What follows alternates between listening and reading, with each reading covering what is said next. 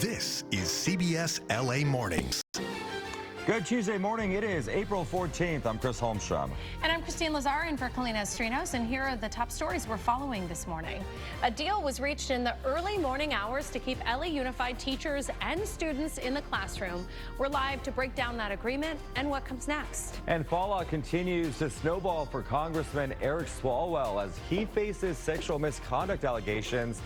And for the first time, his accusers are on camera telling their side of the story. And then the ongoing verbal clash between two of the most influential people in the world, the president and the Pope, trading insults with each other. But first, let's take a look at your next weather. Amber Lee joins us now. Amber, good morning.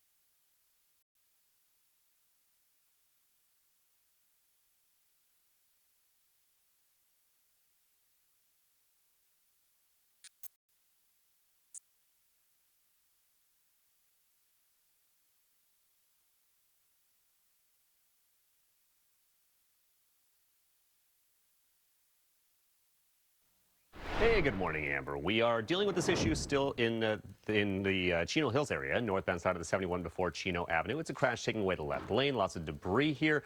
The traffic starting to back up here about 12 minutes now from Grand Avenue over to Chino Avenue. The rest of the Inland Empire still seeing delays on the westbound side of the 10 through Ontario because of an earlier issue. And the 91 still building as well. Tyler to the 241 into Orange County is a 47-minute ride. In Orange County itself, not too bad here overall. Some minor delays on the 57 in Brea, but here's a look at the 57 in Anaheim, and you can see traffic is actually moving well in both directions there. For now, we'll send it over to you, and we'll show you more on LA coming up next. All right, Robert, thank you so much. Let's get into breaking news right now. A train on fire in downtown LA. Assignment manager Mark Lew at the desk. Mark, this is the second one we've seen in less than a week. What's going on here? Yeah, Chris, there's a serious sense of deja vu here at the desk, because not only did this happen last week, this happened at almost exactly the same time and exactly the same place and the exact same circumstances. What you're looking at here is live pictures from SkyCal right near the Union Pacific Railroad Yard in the northeast part of downtown LA. And what you're here is almost exactly what we saw at this time last Thursday morning on April 9th. A train car on fire, and not only that, it's a double-decker cargo train, and it was the top cargo container that was on fire last Thursday. It looks like it's the top cargo container that's on fire again. LA City Fire responding here for the report of smoke and fire coming out of one of these cargo containers. It was just about 5:45, only 15 minutes ago. One LA City Fire unit is on scene right now. They are communicating with the train conductor here to stop the train. This is very close to the yard. They want to make sure that this is not near something that will catch, like an overhead, like a bridge or perhaps a building. It's unclear if this train is going to keep moving. Last Thursday, they moved it all the way into the yard. I'm not sure if they're going to move it a little bit further down, because the yard basically is just to the south of where we are right now. But you can see it looks like that container fully involved. One of the doors is open. This is exactly what it looked like last Thursday. LA City Fire got firefighters in there back then to put this fire out. At that time, it was packages, very likely from an Amazon cargo container. It's unclear what kind of markings are on that side of the container.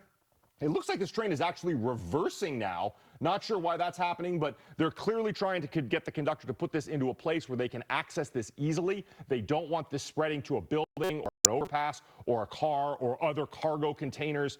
But we're going to watch here with, watch here with SkyCal as they try and get this train into position. Now, last week, the fire was completely contained to one cargo unit. They were able to get it out. These cargo containers are steel, and it didn't spread to another unit. But everything inside that unit was destroyed. And as I mentioned last week, it was Amazon packages.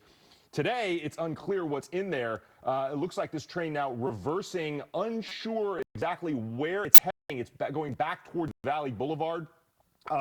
there may be a plan here to get this into a position where they're able to get firefighters there to fight it. But this is a wild scene, Chris and Christine, this morning. Strange sense of deja vu, as this is now the second train fire we've had, as you said, in just 1 week. Yeah, that fire.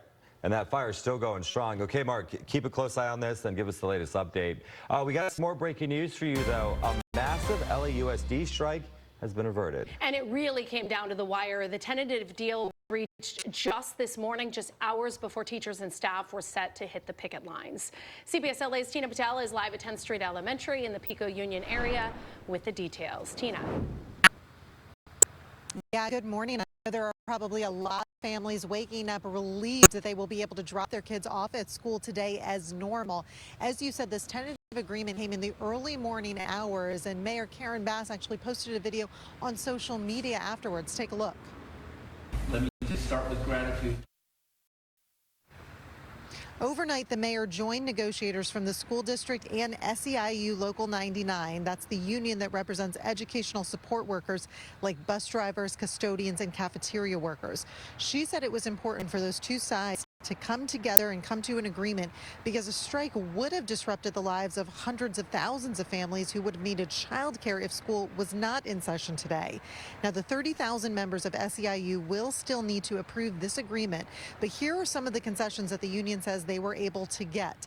A 24% wage increase for members, increased work hours to ensure that employees will be able to qualify for health care benefits. That was a big one that they were asking for. Also, hundreds of IT technicians who were let go will now have those layoffs rescinded.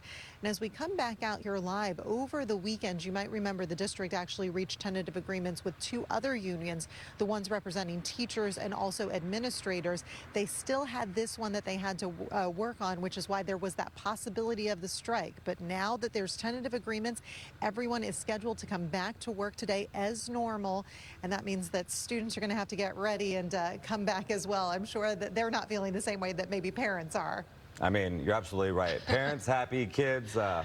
Yeah, my kids are not going to be happy. Right. They're going to be waking up in about a half an hour, and I don't think they're going to be happy about Time that. to wake up. All right, Tina, thank you so much.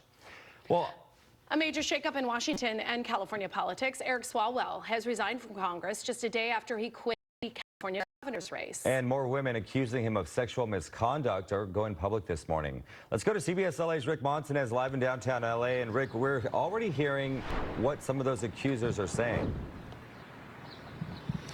Christine, this morning, one of those women says she was afraid to speak up at all until this point. She also says she was warned about Swalwell when she first started her political career. CBS News spoke with two new accusers who say Swalwell never should have entered the governor's race to begin with. But now we know he is out of that race and set to resign his seat in Congress. Swalwell is a 7-term Democratic congressman from the Bay Area. He is also married and has 3 children. He had been a frontrunner in the race for governor until the first allegations against him surfaced last week. His support in the Democratic Party ran out quickly after a former staffer accused him of raping her twice. CBS News Chief White House correspondent Nancy Cortez spoke to 2 of Swalwell's other accusers and another woman who helped bring attention to their stories. The fact that he has now dropped out of the governor's race and resigned from Congress, is that justice in you? No, it's just the beginning. It's just the very beginning. And I know personally that we're not walking away from this fight. For me, justice won't be until he can't ever harm a woman ever again, and he has faced the consequences for the women that he has harmed.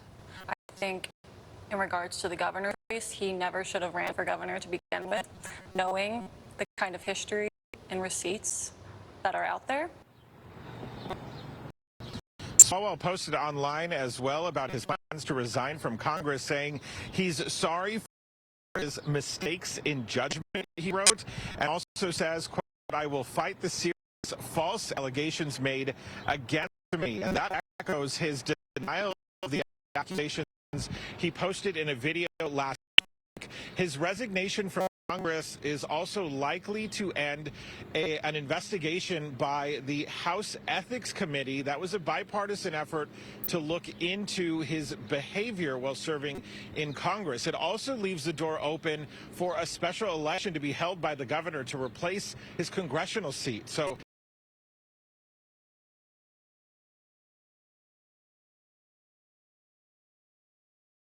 still a lot to happen ahead. Reporting live in downtown Los Angeles, Ron Martinez, CBS LA. Yeah, a lot more to come from this. Rick, thank you. And you can hear more of the exclusive interview with Swalwell accusers on CBS Mornings. That starts at 7 a.m. CBS California stations are hosting a debate for the top candidates running for governor. It will happen at Pomona College Tuesday, April 28th at 5:30 p.m. Our Pat Harvey will be one of the moderators. You can watch it on CBS channel, on Kcbs channel 9, and also streaming on CBS News Los Angeles.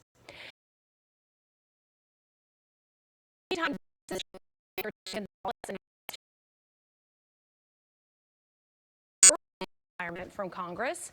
The House Ethics Committee has been investigating his relationship with a former senior aide in his office. She later took her own life. It's unclear when he will vacate his seat.